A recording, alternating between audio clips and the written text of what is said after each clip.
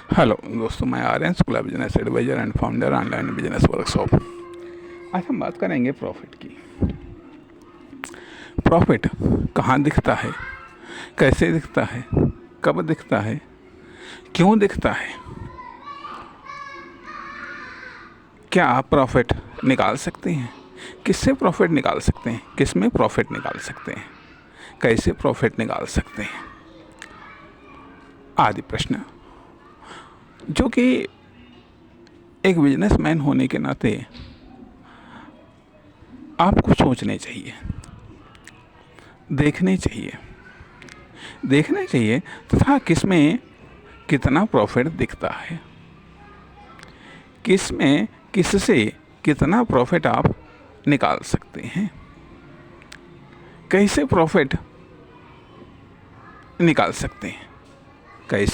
निकाल सकते हैं, क्योंकि प्रॉफिट वो ताकत है जो आपको मार्केट में या इंडस्ट्री में बने रहने की शक्ति या ऊर्जा प्रदान करता है। प्रॉफिट वहाँ ब्लड कह लीजिएगा, जो कि आपको मार्केट में या सोसाइटी में जिंदा रखने में मदद करता है। अर्थात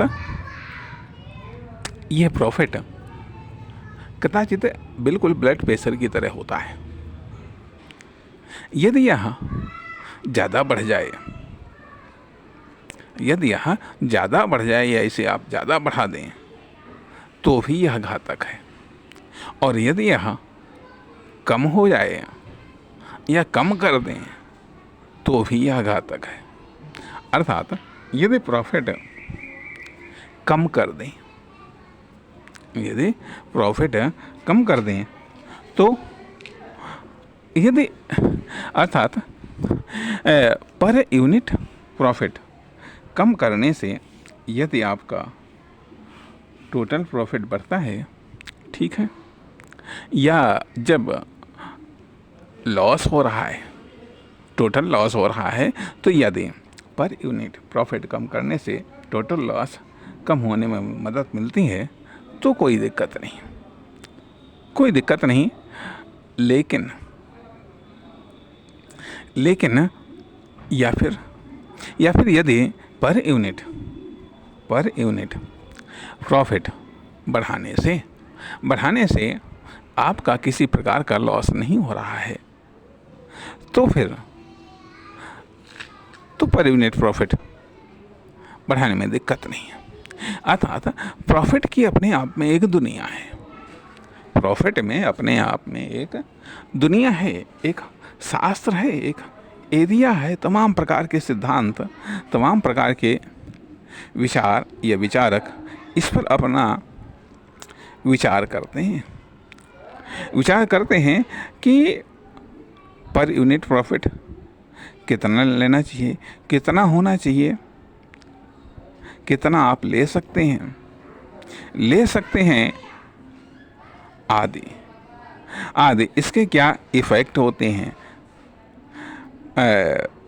निकटतम हालातों में या निकटतम समय में तथा दूरगामी हालातों में या लंबे समय में, क्या इसके बेनिफिट होते हैं या क्या इसके रिस्क होते हैं। अर्थात सबसे पहले हम समझ लेते हैं कि प्रॉफिट है क्या, या किस प्रकार की चीज़ों को हम प्रॉफिट में शामिल करते हैं। क्या प्रॉफिट मैन्युफैक्चरिंग कॉस्ट व सेलिंग प्राइस के बीच का डिफरेंस है। अर्थात किस मूल्य पर आपने कितनी कास्ट पर कोई चीज़ बनाई है और किस मूल्य पर वो चीज़ आपने बेची है, उसके बीच का डिफरेंस प्रॉफिट है क्या। अर्थात 100 रुपये में यदि कोई चीज़ बनाई है आपने और 120 रुपये में बेची है तो क्या 20 रुपये यह आपका प्रॉफिट है। या मान लिया जो परचेजिंग प्राइस है और जो सेलिंग प्राइस है, इनके बीच का जो डिफरेंस है, इनके बीच का डिफरेंस है, अर्थात जब सेलिंग प्राइस विक्रय मूल्य अधिक होता है और क्रय मूल्य कम होता है तो इनका डिफरेंस क्या प्रॉफिट है, या जब क्रय मूल्य ज़्यादा होता है विक्रय मूल्य कम होता है तो क्या इनका डिफरेंस लॉस है, या फिर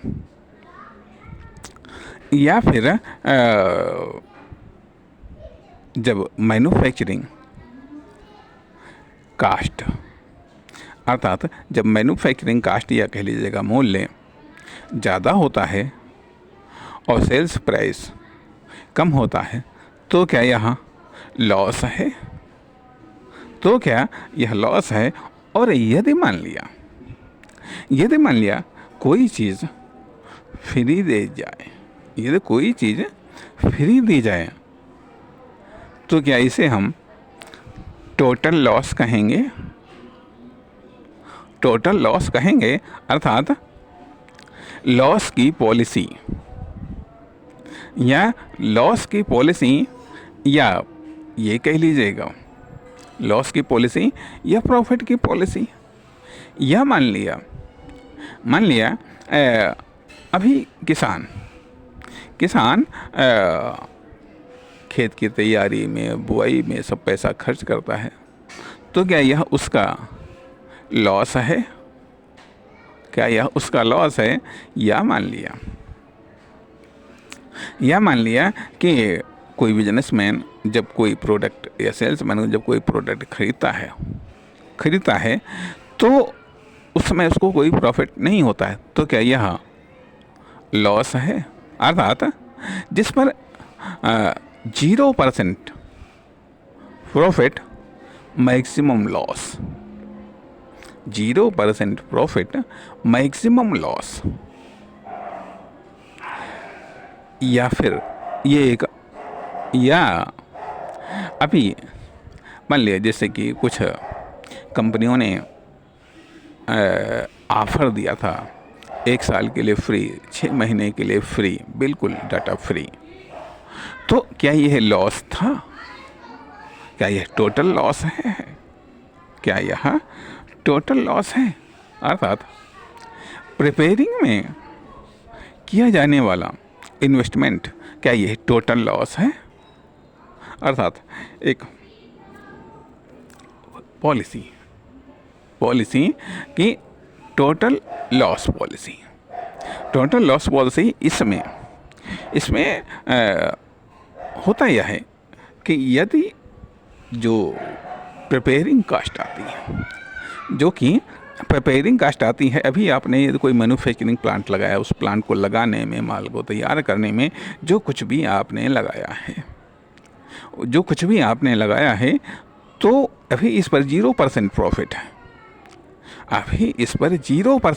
है, और 0% जब प्रॉफिट है और टोटल लॉस है, यदि इसको आप मार्केट में या प्रॉफिट इससे न निकाल पाए तो ये आपका टोटल लॉस, अर्थात प्रथम चरण में यह टोटल लॉस आता है। प्रथम चरण में टोटल लॉस है, टोटल रिस्क है। लेकिन जब आप कोई माल परचेज करके या कोई माल मैन्युफैक्चरिंग करके जब आप मार्केट में लाते हैं और अब यहाँ पर जो प्राइस आप बेसिक प्राइस जो आप निर्धारित करते हैं, बेसिक प्राइस जो आप अपने प्रोडक्ट या सर्विस का निर्धारित करते हैं, या मान लिया अभी आप किसी सर्विस के लिए आप तैयारी करते हैं, किसी सर्विस को कंप्लीट करने के लिए, उसको प्रिपेयर करने के लिए आप तैयारी करते हैं, उसमें जो कुछ भी खर्च आता है क्या यह टोटल लॉस है।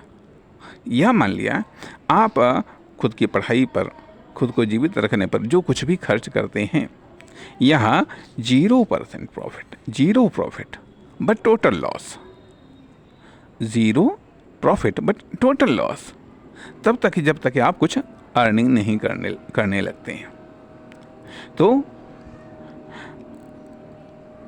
आगे चल करके क्या होता है कि maximum loss minimum profit, maximum loss, loss, minimum profit, average loss, average profit, या मैक्सिमम प्रॉफिट, मिनिमम लॉस,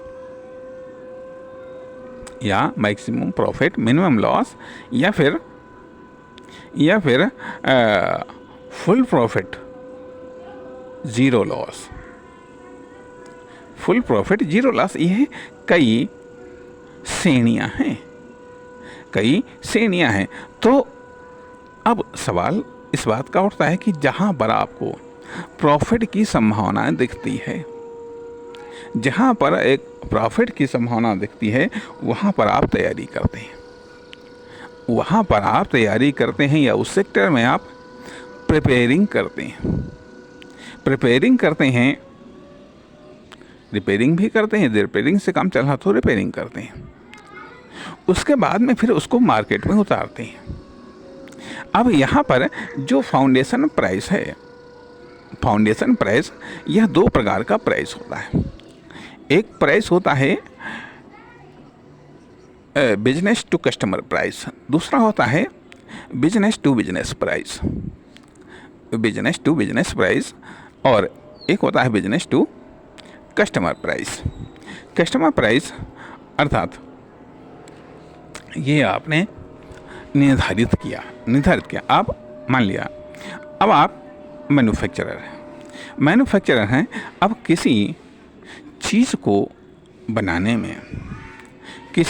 बनाने में, मान लिया एक यूनिट को बनाने में 100 रुपये कास्ट आ रहा है, 100 रुपये कास्ट आ रहा है। इसमें आपकी अपनी सर्विस चार्ज शामिल नहीं है, इसमें आपकी अपनी सर्विस चार्ज शामिल नहीं है। 100 रुपये कास्ट आया किसी प्रोडक्ट को बनाने में। अब स्वाभाविक बात है कि आप इस प्रोडक्ट को आपको इसका रेट निर्धारित करना है, बेसिक रेट आपको निर्धारित करना है।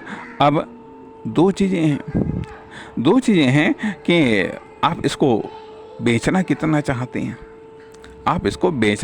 चाहते हैं। यदि आप ज़्यादा बेचना चाहते होंगे तो स्वाभाविक बात है कि इसमें अपना प्रॉफिट कम जोड़ेंगे। यदि इसको थोड़ा कम बेचना चाहते होंगे तो आप इसमें थोड़ा प्रॉफिट ज़्यादा जोड़ेंगे। अब यह बिल्कुल फ्रेशर प्रोडक्ट है, नया प्रोडक्ट है, या आप नए हैं, तो जो प्रॉफिट का निर्धारण यह अपने आप में एक पॉलिसी है। या फाउंडेशन कॉस्ट का निर्धारण अपने आप में एक पॉलिसी है, या बेसिक प्राइस का निर्धारण अपने आप में एक पॉलिसी है। क्योंकि आपको देखना यह है कि अब यह मार्केट में, सोसाइटी में जाएगा तो ये कितना रन करेगा, इसलिए आपने इन तमाम सारी बातों को सोच करके, अर्थात कितनी बातों को सोच करके आप एक बेसिक प्राइस डिसाइड करते हैं। किसी प्रोडक्ट का आप एक मैन्युफैक्चरर हैं तो आप एक बेसिक प्राइस निर्धारित करते हैं। एक चीज़ आती है यह कि नंबर 1 पर आप खुद निर्धारित करते हैं। नंबर दो पर मतलब सेकंड प्रकार की पॉलिसी है जिसमें आप बिजनेसमैन को आमंत्रित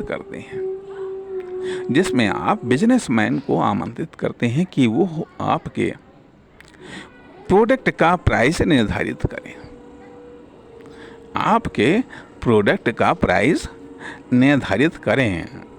निर्धारित करें, क्योंकि उसके अंतर्गत आप उसको अपना प्रोडक्ट होलसेल पर आप देना चाहेंगे, जो आपके प्रोडक्ट का अधिकतम प्राइस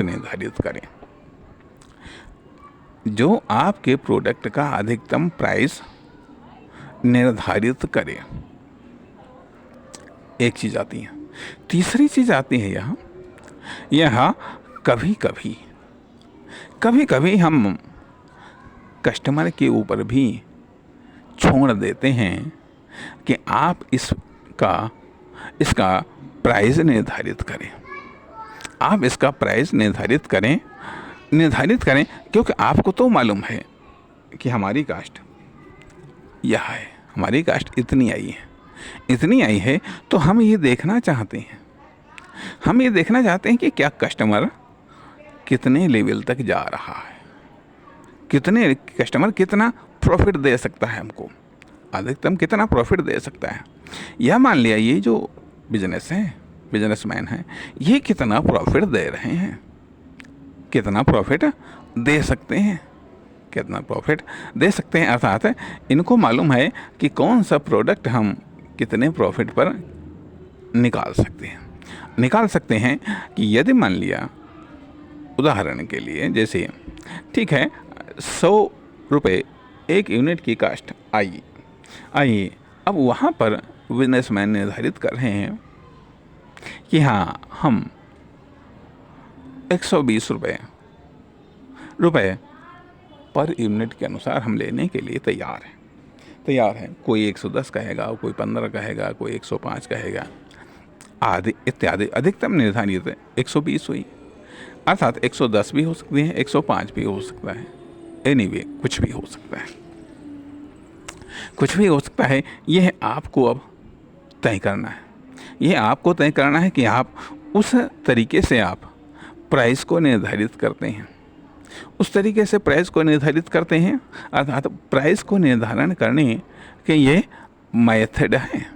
मेथड है कि जब हम बिजनेसमैन को आमंत्रित करते हैं कि वो हमारे प्रोडक्ट का प्राइस निर्धारित करें, या हम कस्टमर को आमंत्रित करते हैं कि वो हमारे प्रोडक्ट का प्राइस निर्धारित करते हैं। यदि हमको वो रेट पसंद आता है तो स्वाभाविक बात है वो उस प्रोडक्ट का स्टार्टिंग रेट घोषित हो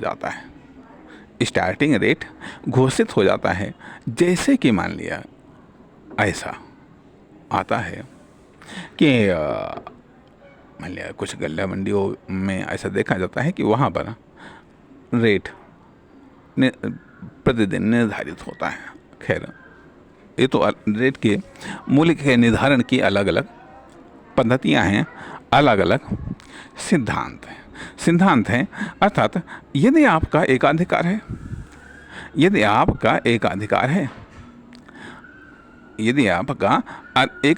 या संयुक्त एकाधिकार है, एक तरीके संयुक्त एकाधिकार या सीमित एकाधिकार। यदि मान लिया किसी जगह विशेष या किसी इंडस्ट्री विशेष में केवल 2-4 ही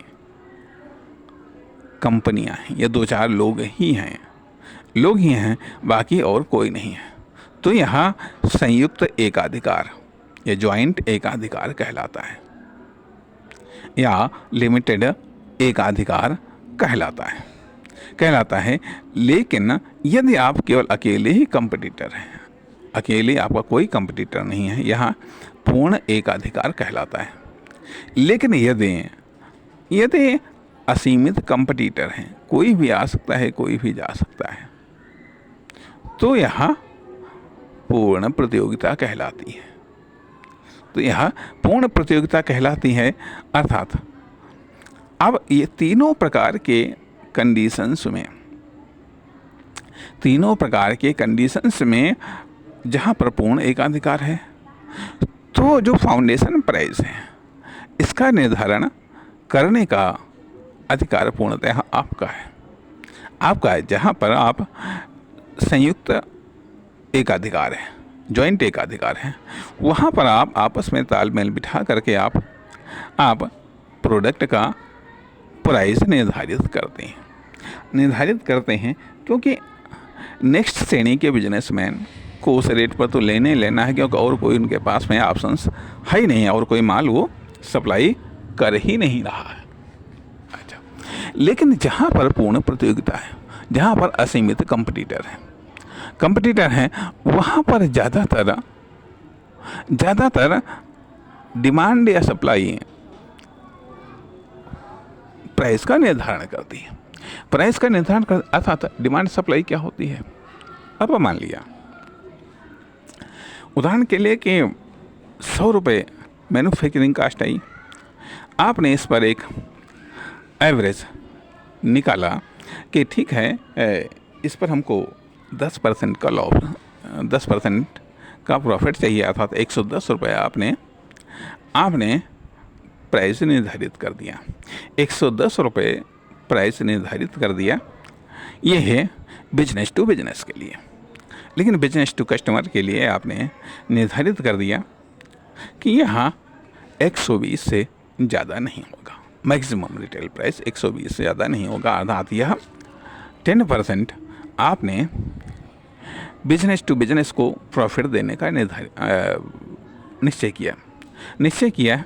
अर्थात फर्स्ट श्रेणी में तो आपने निर्धारित किया प्रॉफिट, सेकंड श्रेणी पर आपने बिजनेस टू बिजनेस को निर्धारित करने का दे दिया कि हाँ ये 10 रुपये हैं, आपका 10% 10 रुपये हैं कि आप 100 रुपये, जब 110 रुपये का प्रोडक्ट आप लेंगे तो केवल 10 रुपये हैं। 10 रुपये में आप चाहें जितना आप अपना निर्धारित करें जा कर के। दूसरे को जो है कि जब आप फुटकर सेल्समैन को देंगे तो आप चाहें 5 रुपये पर यूनिट लें, 6 रुपये लें, 7 रुपये लें, अर्थात सेकंड निर्धारण बिजनेसमैन करते हैं। अर्थात फर्स्ट निर्धारण मैन्युफैक्चरर करता है, सेकंड निर्धारण करता है जो बिजनेसमैन अर्थात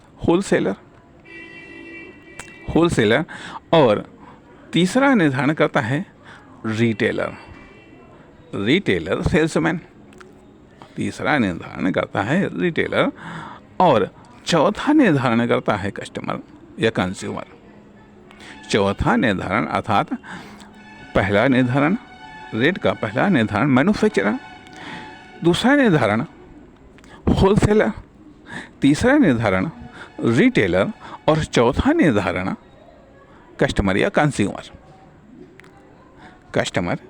कंज्यूमर। ये 4 रेट के निर्धारण होते हैं, और अंत में फाइनल डिसीजन मार्केट का होता है। कहने का अर्थ यहाँ पर यह बनता है कि जो मार्केट का है, मार्केट क्या है कि एवरेज कंज्यूमर या कस्टमर प्राइस, एवरेज कस्टमर या कंज्यूमर प्राइस, तथा average retailer price, average wholesaler price, and average manufacturer price. तो अब यहाँ पर जो रेट का निर्धारण है, प्रोडक्ट का रेट का निर्धारण है, वो या फिर मान लिया कि ऐसा भी संभव है कि मान लिया कि यदि आपने 110 रुपये आपने रेट निर्धारित किया, अब वहाँ पर होलसेलर ने मैक्सिमम रेट आपने घोषित किया कि 120 से ये ऊपर नहीं जाएगा, 120 से ऊपर नहीं जाएगा। अब वहाँ पर होलसेलर ने देखा कि उसको भी कम से कम 5 रुपये चाहिए, तो उसने 115 रुपये उस प्रोडक्ट का रेट घोषित किया, क्योंकि उसकी भी कास्ट आती है, उसमें भी मतलब whole purchasing cost plus care cost plus sales cost, तो इसमें कुछ कास्ट आती है। 5 रुपये में वो अपनी कुछ कास्ट निकालेगा तथा कुछ अपना प्रॉफिट निकालेगा। आपने प्रॉफिट निकाला 10 रुपये, 100 रुपये मैन्युफैक्चरिंग कास्ट पर 10 रुपये आपने प्रॉफिट निकाला। उसने अपना जो business to business purchasing cost निकाली 5 रुपये। अब उसका प्राइस हुआ जा करके 115 रुपये। अब जो रिटेलर है वह अब वो जानता है कि उसको केवल जब हम 120 पर बेचेंगे तो हमको 5 रुपए मिलेंगे, तब हमको 5 रुपये मिलेंगे। तो अब संभव है कि वह ले ले और 5 रुपये पर, ठीक है, 5 रुपये के प्रॉफिट पर वो माल को बेचना शुरू कर दे। माल बिक रहा है, कोई बात नहीं। लेकिन यदि मान लिया कि उसकी समझ में बात नहीं आ रही है, उसका प्रॉफिट नहीं निकल पा रहा है, या अन्य कई सारे कारण हैं, तो वह ये सोच सकता है, वह ये निर्णय ले सकता है, वह दबाव बना सकता है कि नहीं, ये 5 रुपये से काम नहीं चलेगा, हमको ज़्यादा प्रॉफिट चाहिए, हमको ज़्यादा चाहिए। तो वो होलसेलर पर दबाव बनाएगा कि 115 की बजाय आप हमको 112 या 13 का दें यह प्रोडक्ट। अर्थात वो होलसेलर पर दबाव बनाएगा कि वो अपने प्रॉफिट में लॉस करें। होलसेलर फिर मैन्युफैक्चरर पर दबाव बनाएगा कि वह अपने प्रॉफिट में लॉस करे, क्योंकि यदि कस्टमर 120 में लेने के लिए तैयार नहीं है, वो चाहता है कि इसके रेट कम हो, 118 हो, 115 हो, तो वो क्रमशः ये प्रेशर मैन्युफैक्चरर पर आ जाएगा। तो परिणाम, अब मैन्युफैक्चरर के पास में विकल्प दो हैं कि या तो वो करे यह कि भाई वो अपना प्रॉफिट कम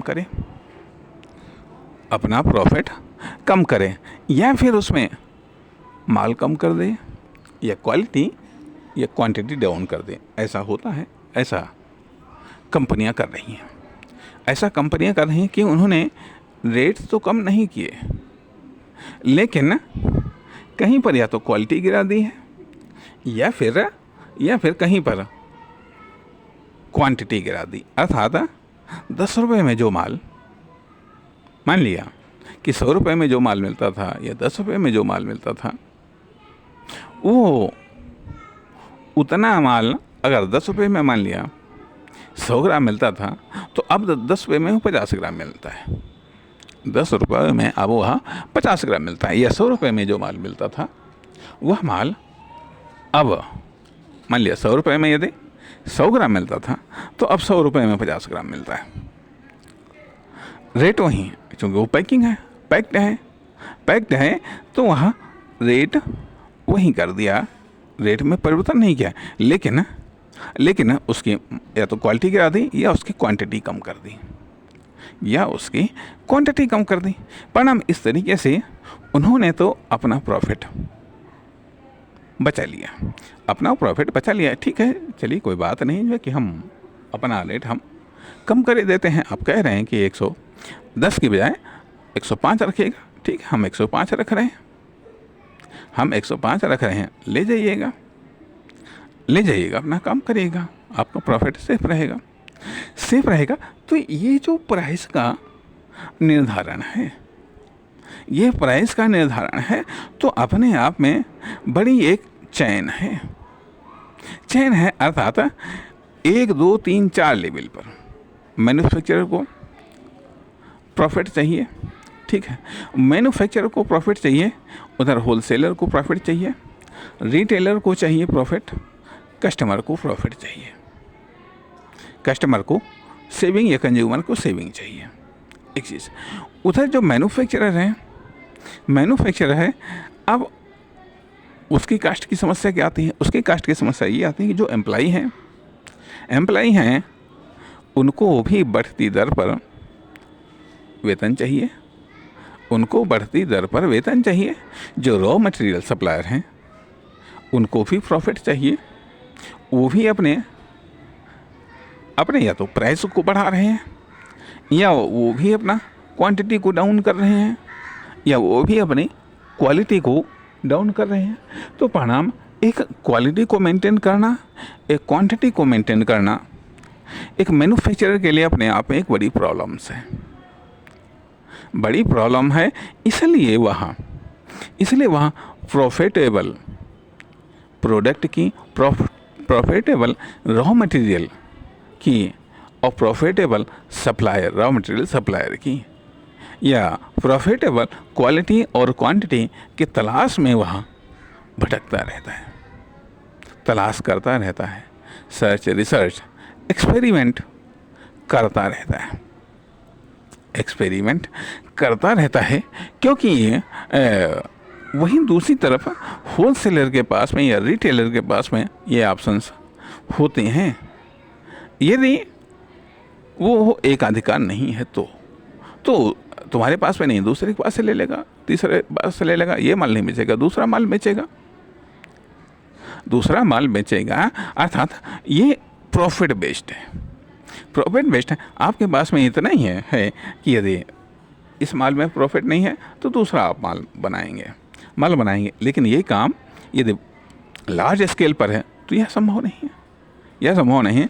अर्थात अभी आपने शुगर फैक्ट्री डाली है, शुगर फैक्ट्री में प्रॉफिट नहीं आ रहा, आप कहें हम कार फैक्ट्री डालेंगे, ये इतना आसान तो नहीं है, यह इतना आसान तो नहीं है। यह आपने अभी एक दुकान को किसी रूप मान लिया ठीक मेडिकल स्टोर के रूप में आपने रजिस्ट्रेशन करवाया है, उसके बाद में आप सोचे हम किसी दूसरी दुकान के रूप में रजिस्ट्रेशन करवा सकते हैं, लेकिन ये चीज़ें इतनी आसान नहीं है, इतनी आसान नहीं है। इसलिए जो प्रॉफिट है, प्रॉफिट को निकालना आसान काम नहीं है, आसान काम नहीं है। या फिर प्रोडक्ट में सेविंग को करना, ये भी आसान काम नहीं है। अर्थात परचेजिंग के लिए जो कंज्यूमर है, अब यहाँ पर एक चीज़ और भी आती है कि जो सप्लाई और डिमांड का रूल है, सप्लाई और डिमांड का रूल है, और ये जो सेफ्टी का रूल है, सप्लाई और डिमांड का रूल, सेफ्टी का रूल। अर्थात यदि कंज्यूमर ज़्यादा है, यदि कंज्यूमर ज़्यादा हैं या कस्टमर ज़्यादा है, यदि कस्टमर ज़्यादा हैं तो वहाँ पर क्या होता है कि यदि मान लिया कि अभी आपने निर्धारित किया, स्वाभाविक बात है कि हर व्यक्ति मैक्सिमम रेट को निर्धारित करना चाहता है ताकि उसको मैक्सिमम प्रॉफिट हो। मान लिया आपने निर्धारित किया, एक आप रिटेलर हैं, आपने निर्धारित किया कि यह है, इसका प्राइस 120 रुपये रहेगा, इसका प्राइस 120 रुपये रहेगा। अब मान लिया आपके पास में 10 पीस हैं, आपके पास में 10 पीस हैं, और उस 10 पीस को लेने वाले 50 लोग हैं, लेने वाले 50 लोग हैं। अब कोई उसको 100 पर लेना चाहेगा, कोई कुछ उसको 100 पर लेना चाहेंगे, कुछ 105 पर लेना चाहेंगे, कुछ 110 पर लेना चाहेंगे, कुछ 115 पर भी लेना चाहेंगे, कुछ ऐसे भी होंगे जो 120 पर भी लेना चाहेंगे। अब 120 पर ठीक है, मान लिया आपके पास में प्राइस पीस 10 है, 120 पर 5 बिक गए, 6 बिक गए, बचे आपके पास में 4, अब 4 बच रहे हैं। हो सकता है अगले दिन या उसके अगले दिन ये सेफ्टी की समस्या नहीं है तो आप वेट कर लेंगे कि क्या करने को, क्या प्रॉफिट तो मिल रहा, लेकिन यदि थोड़ी सी सेफ्टी की प्रॉब्लम्स आ रही हैं तो आप वहाँ पर थोड़ा सा डाउन कर सकते हैं, चलो ठीक है, बाकी बचे 15 पर बिक गए, जा करके 15 पर बिक गए। अब इससे नीचे वाले उस प्रोडक्ट को नहीं खरीद पाए। अर्थात यह कंडीशन तब हुई जब प्रोडक्ट कम है और खरीदने वाले ज़्यादा हैं। यदि मान लिया कि आपने 120 रखा है और वहाँ पर 120 पर बिक ही नहीं रहा, कोई प्रोडक्ट नहीं बिक रहा है, 115 पर भी कोई प्रोडक्ट नहीं बिक रहा है, कोई 100 पर मांग रहा है, कोई 105 पर मांग रहा है।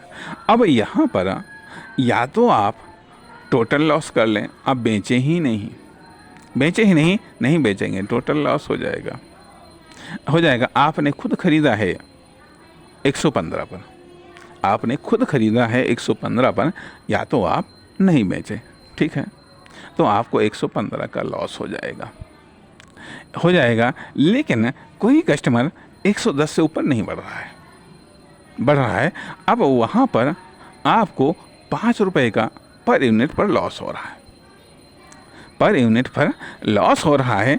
अब होता क्या है, या तो आप ये 5 रुपये का लॉस करें, 5 रुपये का ही लॉस करें, तो आप 110 पर आप बेच देंगे, ठीक।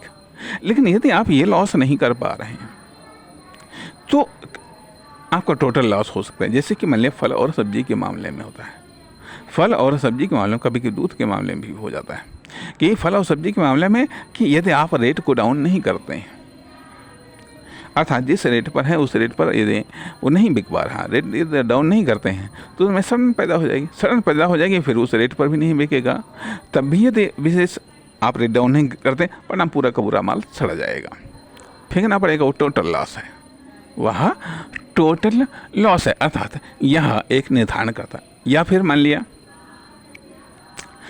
लिया कि यदि आपने रेट को निर्धारित किया 120 रुपये, 120 रुपये पर हैं 10 ही पीस, आपके 2-4 पीस बिक गए, आपको लगा अरे ये तो 120 पर धड़ल्ले से बिक रहा है, फटाक से 125 कर दिया गया, 125 पर भी बिक रहे हैं, अरे लास्ट आते आते कहा अरे ये तो 130 पर भी चल जाएगा। तो यह शार्टेज या क्राइसिस में होता क्या है कि इसे कहते हैं कि डिमांड और सप्लाई। जब सप्लाई कम हो जाती है, डिमांड बढ़ जाती है, तो स्वाभाविक बात है प्राइस बढ़ने लगते हैं। इसलिए बढ़ने लगते हैं क्योंकि तब प्रत्येक व्यक्ति, चाहे मैन्युफैक्चरर हो, चाहे होलसेलर हो, चाहे रिटेलर हो, ये सब अपना अपना प्रॉफिट बढ़ा देते हैं, या कह लीजिएगा इनकी परचेजिंग कॉस्ट बढ़ जाती है। अर्थात जब मैन्युफैक्चरर अपना प्रॉफिट बढ़ा देगा तो फिर होलसेलर भी बढ़ा देगा, जब होलसेलर बढ़ा देगा तो रिटेलर भी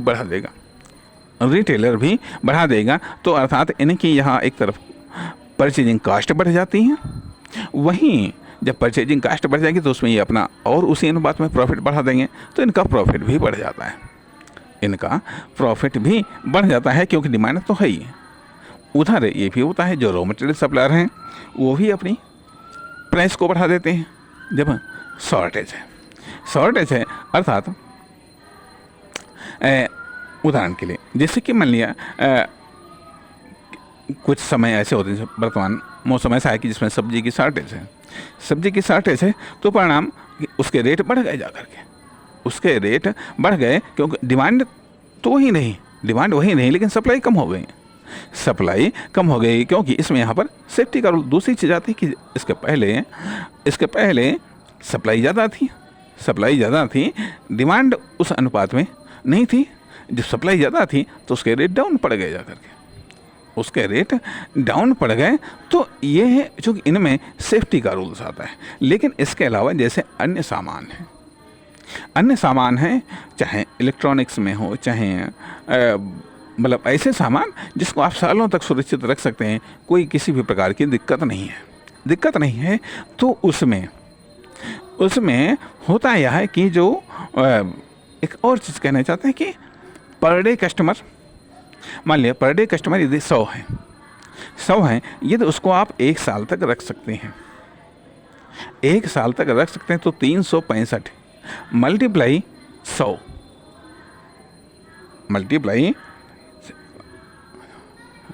तो 300 मतलब 36,500 कस्टमर हुए जा करके। यदि एक दिन में 100 कस्टमर हैं उस प्रोडक्ट के, तो साल भर में 36,500 कस्टमर हुए, तो 36,500 कस्टमर तो खरीद ही लेंगे। तो उसमें कोई सप्लाई के आधार पर क्यों उसको कोई, मतलब यहाँ पर इन चीज़ों के सप्लाई के आधार पर रेट कम ज़्यादा नहीं होते हैं, और आसानी से इनकी सप्लाई कंट्रोल भी की जाती है, ताकि इनके रेट पर असर न पड़े। तो यहाँ पर लेकिन जो चीज़ प्रोडक्ट रिस्की है, रिस्की है जिनकी सप्लाई पर असर पड़ता है और ये भी होता है। इसीलिए इन चीज़ों के रेट अधिक नहीं बढ़ते हैं। जो रेट हैं वो लगभग स्थिर रहते हैं जो सुरक्षित प्रोडक्ट होते हैं, और जो सुरक्षित प्रोडक्ट नहीं हैं उनके रेट बढ़ते हैं और घटते हैं। मान लिया यदि अभी किसी सब्जी का रेट आज 10 रुपये में है, कल वो 100 रुपये में पहुंच सकती है, 100 रुपये में पहुंच सकती हैं। लेकिन यदि किसी प्रोडक्ट का रेट आज 100 रुपये है तो अभी 2-4 दिनों में, ये महीने भर में कहो 10,000 पहुँच जाए, बड़ा मुश्किल है। ऐसा नहीं होता है। तो कहने का अर्थ ये, जो प्रॉफिट की दुनिया है, जो रेट की दुनिया है, जो प्रॉफिट पॉलिसी है या जो प्राइस पॉलिसी है, ये अपने आप में एक बड़ी ही जटिल है। और जो डिमांड सेक्टर है या इंडस्ट्री सेक्टर है या जो मोनोपोली सेक्टर है, एकाधिकार सेक्टर है, ये जो पूर्ण प्रतियोगिता वाला सेक्टर है, या ज्वाइंट एकाधिकार सेक्टर है, ये सब अपने आप में एक जटिल चीज़ें हैं। तो स्वाभाविक बात है कि यदि आप जटिल चीज़ों को समझेंगे तो इन जटिलताओं में अपना प्रॉफिट निकाल लेंगे, या इन जटिलताओं से अपने लॉस को आप कम कर लेंगे। मैं समझता हूँ कि अभी इस पर और अधिक बात करने की आवश्यकता है, फिर हम बात करेंगे। नमस्कार, धन्यवाद।